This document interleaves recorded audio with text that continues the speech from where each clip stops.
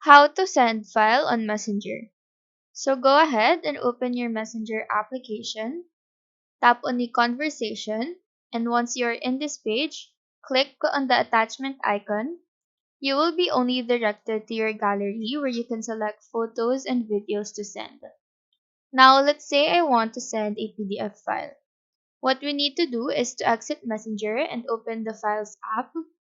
From here, find the document that you want to send, open it, and once it's loaded, click on the send icon on the lower left corner of the screen.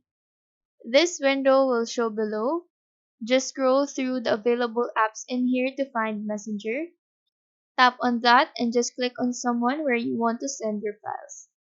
After that, let's check on the Messenger application, and as you can see, the file is now sent to that specific user. So that is how to send file on Messenger.